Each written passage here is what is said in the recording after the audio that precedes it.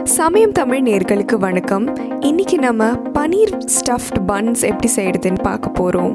இதோ நம்மளோட செஃப் அதிதி எப்படி செய்யறதுன்னு காட்ட போகிறாங்க.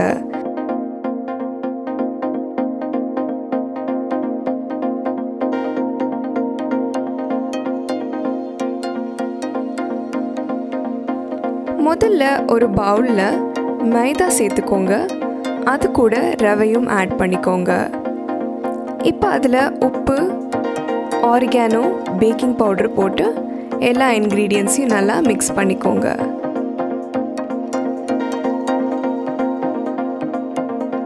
இப்போ நம்ம அதில் தேவையான அளவு லூக் வார்ம் வாட்டர் சேர்த்து சாஃப்டான மாவு பதத்தில் பிசைஞ்சிக்கலாம்.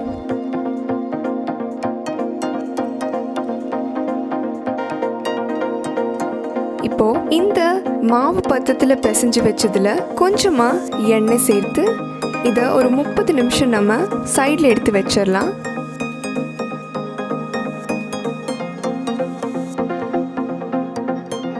அடுத்ததான் நம்ம ஒரு பேனில் தேவையான அளவு எண்ணெய் ஊற்றிக்கலாம். கொஞ்சமாக அதில் பட்டர் சேர்த்து பூண்டு,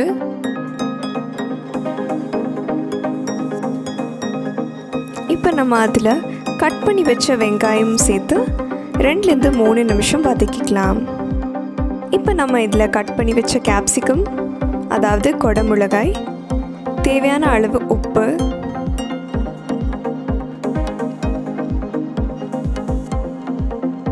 ஆரிகானோ, இட்டாலியன் மிக்ஸ்ட் ஹர்ப்ஸ் இருந்துச்சுன்னா அதுவும் சேர்த்துக்கலாம். அப்புறம் உதிர்த்த பனீர்,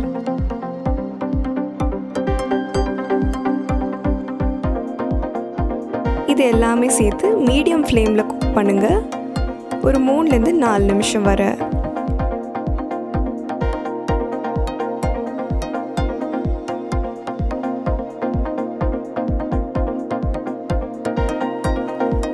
ஒரு சைடில் சீஸ் க்யூப்ஸை மயோனைஸில் மிக்ஸ் பண்ணி எடுத்து வச்சுக்கோங்க.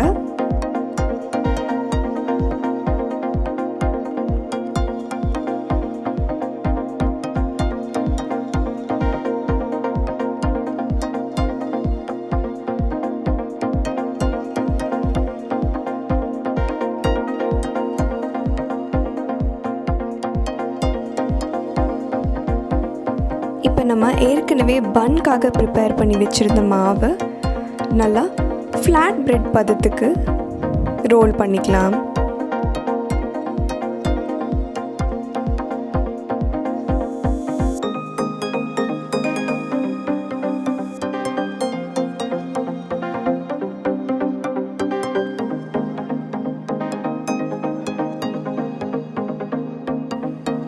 அதில் கொஞ்சம் தேவையான அளவு கார்லிக் பட்டர் ஸ்ப்ரெட் பண்ணிக்கோங்க.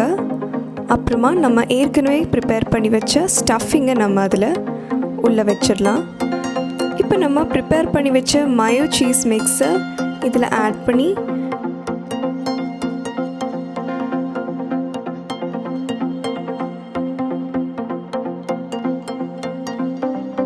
கொஞ்சமாக ஆரிகானோ ஆட் பண்ணி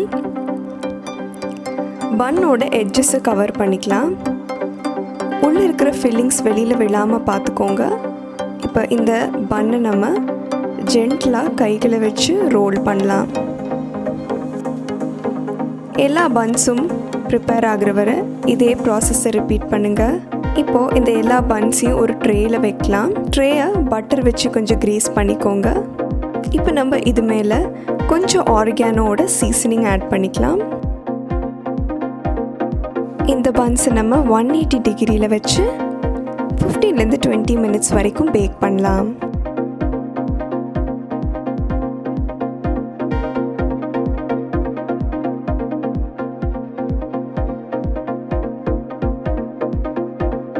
இதோ உங்களோட பனீர் ஸ்டஃப் பன்ஸ் தயாராகிடுச்சு. அருமையான இந்த ஈவினிங் ஸ்நாக் உங்களுக்கு எப்படி பிடிச்சதுன்னு கண்டிப்பாக நீங்கள் காமெண்ட் செக்ஷனில் சொல்லுங்கள். இதே மாதிரி ஏதாவது க்ரியேட்டிவ் ஐடியா உங்ககிட்ட இருந்துச்சுன்னா கண்டிப்பாக நீங்கள் அதை எங்ககிட்ட ஷேர் பண்ணலாம்.